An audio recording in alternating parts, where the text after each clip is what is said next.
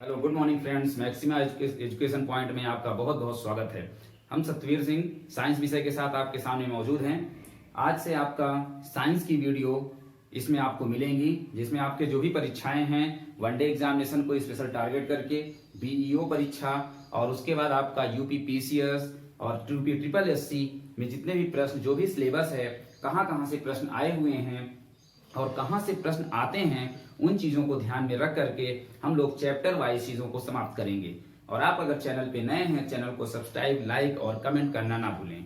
इस तरीके से आप देखेंगे कि साइंस विषय में जब आप पढ़ते हो, एग्जाम देते हो, तो साइंस में आपको जो है 3 विषय से जो है पेपर आते हैं या क्वेश्चंस आते हैं। साइंस विषय में 3 पार्ट से कहां कहां से कितने प्रश्न आते हैं, उन चीजों को हम यहाँ पे ध्यान देंगे। तो एक तरीके से आप लोग क्या करेंगे, पेन कॉपी ले करके, और जिस तरीके से हम बता रहे हैं वैसे आप इसे नोट करेंगे, ठीक है ना। तो सबसे पहले हम कौन सा विषय स्टार्ट करेंगे, देखिए साइंस। ठीक, साइंस। तो सबसे पहले हम ये समझने का प्रयास करेंगे कि साइंस क्या होता है। तो साइंस जो है, जिसे हम हिंदी में विज्ञान के नाम से जानते हैं, इसकी उत्पत्ति, साइंस की उत्पत्ति कहां से हुई है आप लोग जानते होंगे, सिंटिया शब्द से। किससे? सिंटिया शब्द से हुई है। साइंस की उत्पत्ति सिंटिया शब्द से हुई है, जो एक कैसा है, लैटिन शब्द है, जिसका अर्थ होता है टू नो। टू नो का मतलब जानना।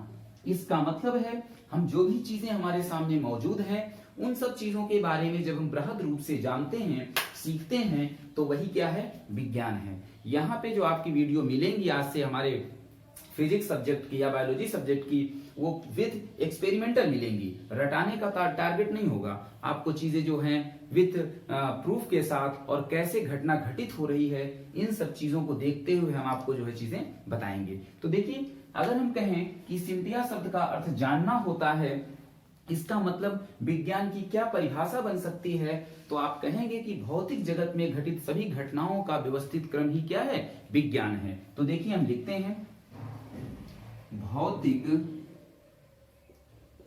जगत में घटित, भौतिक जगत में घटित सभी घटनाओं का व्यवस्थित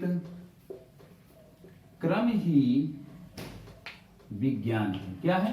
विज्ञान है। जो भी हमारे सामने घटनाएं घटित होती हैं, उन सब के बारे में जब हम व्यवस्थित रूप से अध्ययन करते हैं, तो उसे ही क्या कहते हैं, विज्ञान कहते हैं। देखिए, वनडे एग्जामिनेशन में साइंस में आपका जो है 3 पार्ट से क्वेश्चन आते हैं, जिसमें सबसे पहला है आपका फिजिक्स, उसके बाद बायोलॉजी और उसके बाद आता है आपका केमिस्ट्री। आप जब पेपर देने जाते हैं तो वहां आप देखते हैं कि केमिस्ट्री से सबसे कम प्रश्न या ना के बराबर पूछे जाते हैं। बायोलॉजी का जो परसेंट है वह लगभग 65% क्वेश्चन, और यहां से 30% क्वेश्चन, और केमिस्ट्री में आपको 5% क्वेश्चन देखने को मिलते हैं। तो सबसे ज्यादा महत्वपूर्ण आपके सामने बायोलॉजी है, उसके बाद फिजिक्स है, उसके बाद केमिस्ट्री है।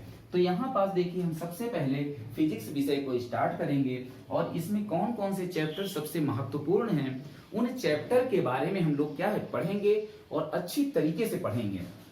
आपकी नोट्स अन्य सभी किताबों से, अन्य सभी नोट्स से भिन्न होगी। हम पूरा प्रयास करेंगे, आपको भी हमारे साथ साथ चलना है और चीजों को नोट करना है। तो देखिए, फिजिक्स हम यहाँ से स्टार्ट करते हैं। तो देखिए,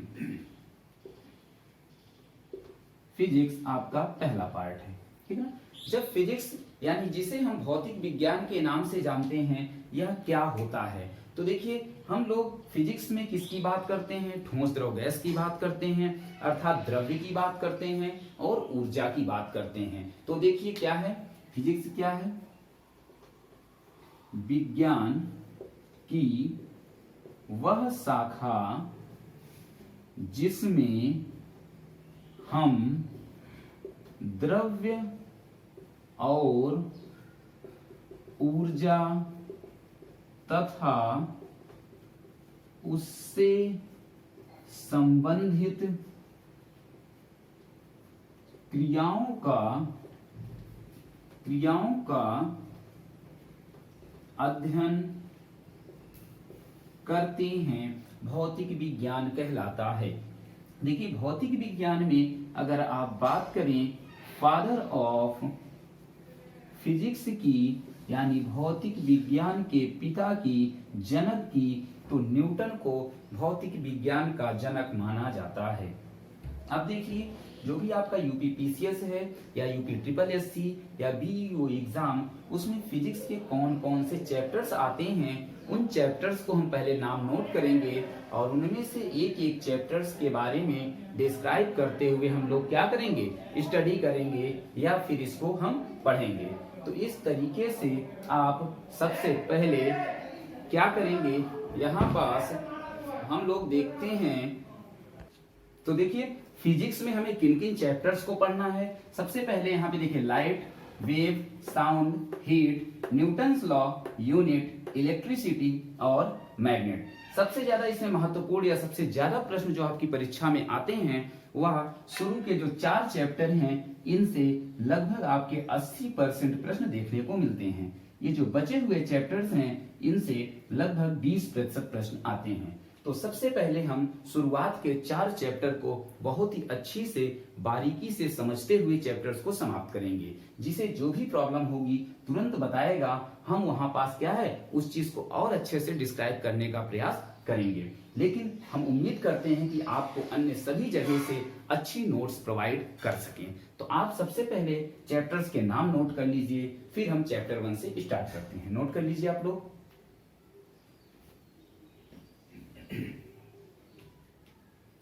नोट हो गया? चलिए देखिए हम लोग चैप्टर 1 से स्टार्ट करते हैं। तो सबसे पहला जो आपका चैप्टर है लाइट यानी प्रकाश। देखिए हम लोग जो सबसे पहले चैप्टर की बात करेंगे तो आपको बात थोड़ी समझ में आनी चाहिए कि चैप्टर का नाम क्या है, लाइट, यानी जिसे हम प्रकाश कहते हैं। तो देखिए लाइट या प्रकाश क्या है। तो जब प्रकाश की बात होती है तब आप लोग कहते हैं कि प्रकाश एक प्रकार की क्या है, ऊर्जा है, जिसकी सहायता से हम क्या है वस्तुओं को देखते हैं। लेकिन जब हम तरंग या ऊर्जा के रूप में देखेंगे तो एक लाइन लिखी हुई आपकी बुक में मिलती है एनसीईआरटी में कि प्रकाश एक प्रकार की अयांत्रिक अनुप्रस्थ तरंग है। यानी क्या है, प्रकाश एक प्रकार की अयांत्रिक अनुप्रस्थ तरंग है। देखिए प्रकाश एक प्रकार की क्या है, अयांत्रिक अनुप्रस्थ तरंग है।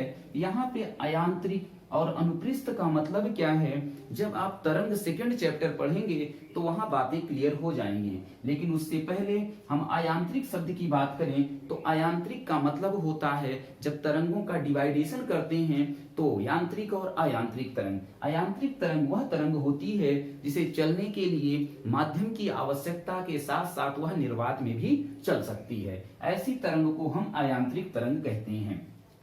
जो भी अनुप्रस्थ तरंगे हैं वह विद्युत चुंबकीय तरंगे होती हैं। इस तरीके से हम कह सकते हैं कि प्रकाश एक प्रकार की विद्युत चुंबकीय तरंग होती है। हम कैसे डिस्क्राइब करेंगे कि यह अयांत्रिक तरंग है। देखिए जब ये मान लीजिए क्या है, सूरज है और इस सूरज में यहाँ मान लीजिए क्या है, ये अर्थ है, ठीक है, अर्थ है, पृथ्वी है। जब सनलाइट पृथ्वी की ओर आती है तो कुछ इस प्रकार से आती है। अब देखिए जब पृथ्वी में सनलाइट आई तो आप देखेंगे कि विभिन्न प्रकार की परतों से होकर के आती है। उन परतों के बीच में धूल के कण दिखाई देते हैं। इसके साथ साथ निर्वात भी होता है। इसका मतलब सूर्य की किरण या प्रकाश निर्वात के साथ साथ माध्यम से होकर भी गुजरती है। इसलिए हम सिद्ध कर सकते हैं कि प्रकाश एक अयांत्रिक तरंग है। माध्यम की बात करेंगे तो माध्यम में ठोस, द्रव, गैस को हम लोग यहाँ लेते हैं, ठीक है। तो इस तरीके से आप कहेंगे कि अब देखिए जब प्रकाश के बारे में अवधारणा की बात करेंगे, किसकी अवधारणा, तो शुरू से ही इस प्रकाश की अवधारणा में बहुत सारा मतभेद रहा है, जिसमें मुख्य रूप से दो मतभेद आपको देखने को मिलते हैं। कितने? दो मतभेद देखने को मिलते हैं। मतभेद का मतलब क्या होता है? जैसे हम कहें कि ये मार्कर है, आप कहें नहीं ये पेन है, तो आपस में क्या है? वैचारिक मतभेद होता है। लेकिन अगर हम प्रूफ करें, डेरिवेट कर दें कि नहीं, सिद्ध कर दें कि ये मार्कर ही है, तो हमारी बात सही हो जाएगी। और अगर आप सिद्ध कर दें कि ये पेंसिल है, तो ये पेंसिल हो जाएगी। इसी तरीके से प्रकाश के बारे में भी दो मतभेद था, जिसमें आप जानते हैं कि एक जो है तरंग के बारे में बात होती है और दूसरा कण के बारे में बात होती है। तो देखिए, यहाँ पास एक वैज्ञानिक थे जिनका नाम था हाइगेंस। क्या नाम था? हाइगेंस नामक वैज्ञानिक ने प्रकाश को, किसे? प्रकाश को तरंग के रूप में बताया। प्रकाश को तरंग के रूप में बताया, जबकि आपके एक और वैज्ञानिक हैं न्यूटन। कौन है? न्यूटन ने प्रकाश को कण के रूप में बताया। जब दोनों लोगों ने अपनी अपनी बात कही तो मतभेद उत्पन्न हुआ।